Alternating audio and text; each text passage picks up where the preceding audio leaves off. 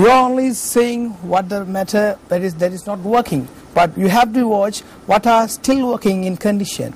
So you have to move good thing that. How many of you know there's a system in Sri Lanka in progress that the tsunami alert can be seen by the vibrating system, which is dipped onto the water?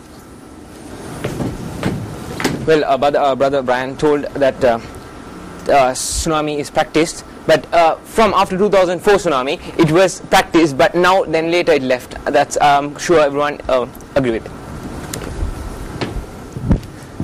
Yeah, it's now has been left out, but after this, to the 11th April incident, it is being practiced again, and it is now on progress. Brother told that they were not practiced, so he agrees that it was not practiced, and now hereafter it's not. You don't call it precaution. Apart from that, since 2004, Sri Lankan Red Cross has spent $1.3 million on bolstering community-based early warning mechanism by setting up local groups to assist in evacuation. In the time of April 2012, the police force was less. For what I say for that.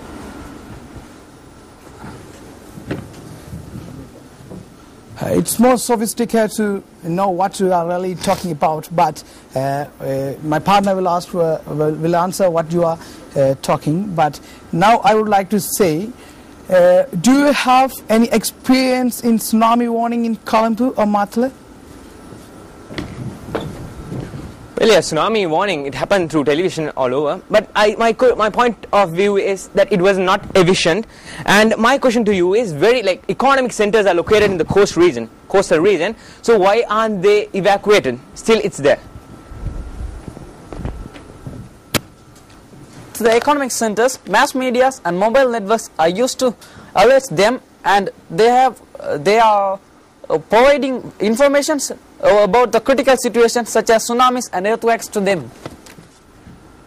Brother, you not answer my question, but anyway, the thing is property loss. You are not considering property loss, you are solely considering on life loss. So isn't property important?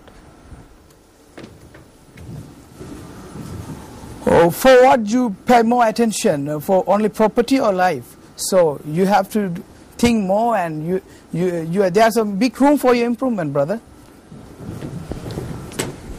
So life is of course very important, but simultaneously property is also important. Once you are without property, can you live? It's a simple question. But you can gain the property again and again, but you can't gain the life again, no? In fact, to gain property, you need to have an asset. So from where we'll get this asset? And the next point is that Sri Lanka, though it is it's low in economy, why aren't they at least building breakwaters or tsunami walls using rock walls? No need of cement. Why aren't they building? Do you watch Citizen Flame, Tamil Flame? There to a wall which was built in under the water, and it's only be coral reefs. Brother, your argument wasn't clear enough. But anyway, sand dunes at Panama was removed, as my colleague said. So why are they removed? Why can't you perform any? Why isn't the government performing any practices to improve this?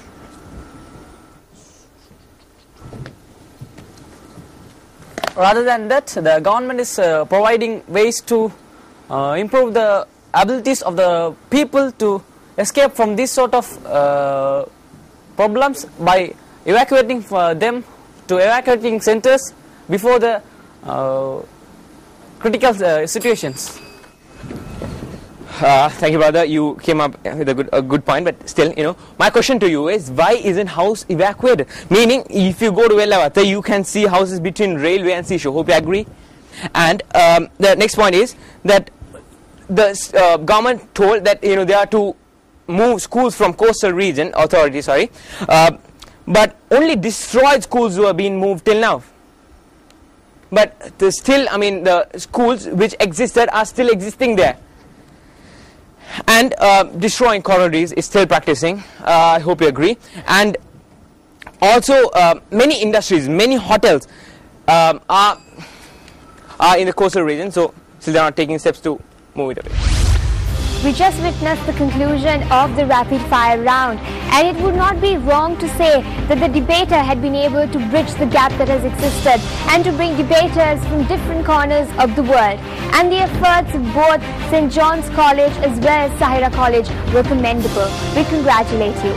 We're now ready to move into the final round of the debater, the sum up.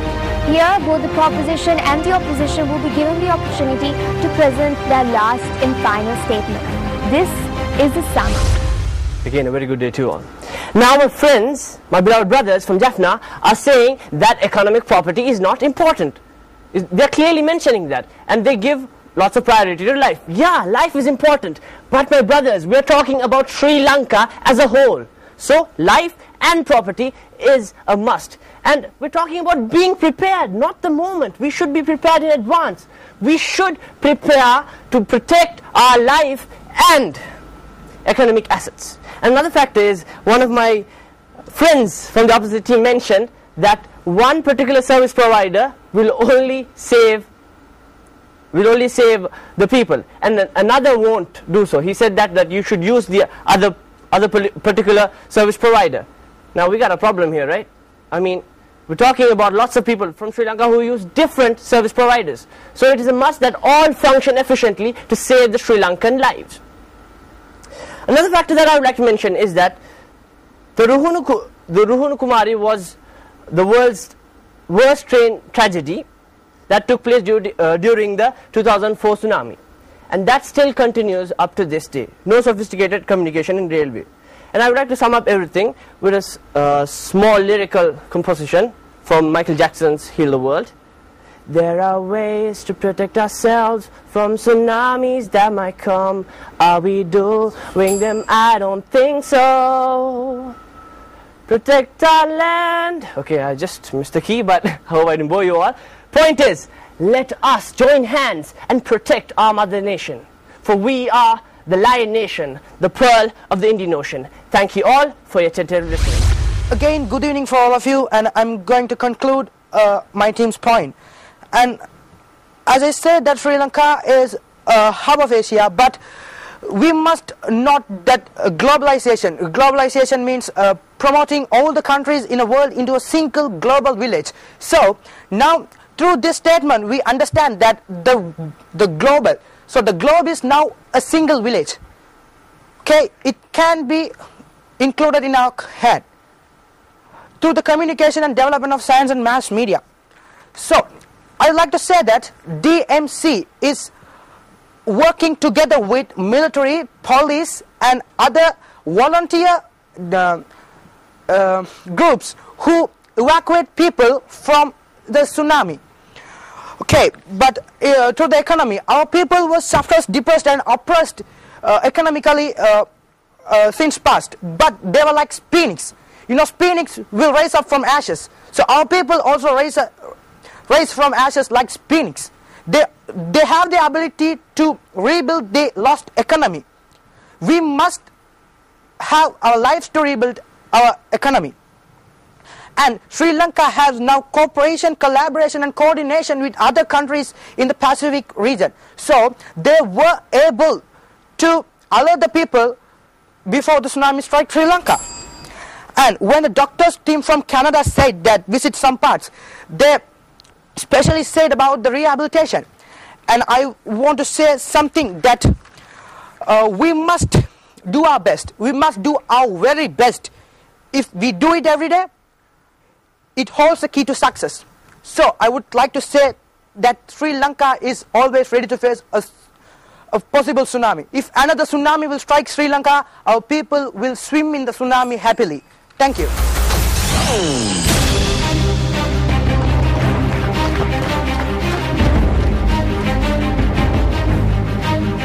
This has been a truly memorable debate for many reasons. One of them being, for the first time in my history of watching debates, I saw a song in a sum up.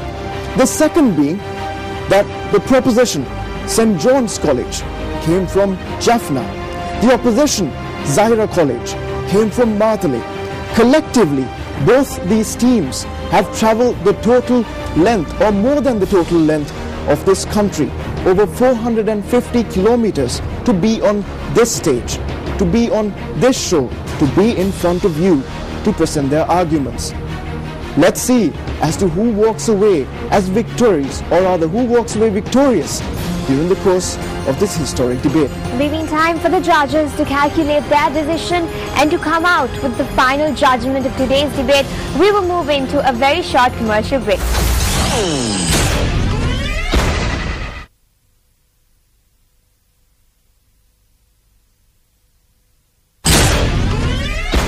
Welcome back. It's about that time during the course of today's proceedings that we have to give out a clear-cut winner of this debate. But before we do that, we have to talk to three extremely important individuals in today's debate. They are obviously our judges. Well, St. John's, I thought, did reasonably well in terms of articulating their points, but I thought the points were not strong enough. I also thought the delivery was too rigid and could have been more natural. Zahira started out pretty weak, I thought, but was strengthened later on by, I thought, going beyond the standard set of arguments on the topic. They also used the point of information opportunities quite well. However, overall, I thought the delivery was weak. Both schools could have done a lot better. So there is no real clear-cut winner, but we'll find out. Somebody may have won on the slight margin. I recall the motto of the Scouts, be prepared. I felt that both teams could have prepared better, because ultimately we saw both teams concentrating on 11th of April 2012. But there was something, I think, much more they could have been prepared.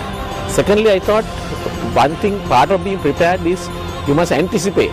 Think on your feet what your opponent is going to do and then prepare to reply. So where preparation is concerned, it's not one day's preparation or preparing for the debate. I think what is more important is that all students must be aware of current topics and keep abreast, not just to prepare for a debate, but generally you must be up to date, because it is only then that you can be good citizens. So that is what I felt. I found round 3 very disappointing. I found Zahira had only questions, but I was wondering whether they also should have made submissions on their point, on the opposition. Well, first of all, I do want to sound off on what Sachin said about having these two particular schools in this particular studio. I think that's what makes MTV Sports program very special. Very happy to see everyone from Jaffna and Das Martale. So congratulations to your performance here. Two constructive pieces of criticism, if I can give to both schools, whichever one of you moves on. For Jaffna, I think I was very happy that you went out of your way to do some research, talk to people, actually get personal experiences and from your own area as well, which I think was very relevant, so that was a good point. For Zahira, I think your delivery was, particularly several of you, was really good. But I think you have to be careful not to be redundant, as one of the other judges said also, have enough points so that you don't have to repeat the same thing over and over and over again on the other rounds, right? But one general piece of advice on a technicality that I think I can give you for future rounds is please don't write down your speeches. It should really be point form. You should not read from a piece of paper, because as the rounds go on and we're going to judge you much more strictly, that's going to factor in as well, even as equally as the content part of it. So please don't write down your speeches, write down points and know the subject well enough so that you can just, speak of what you know.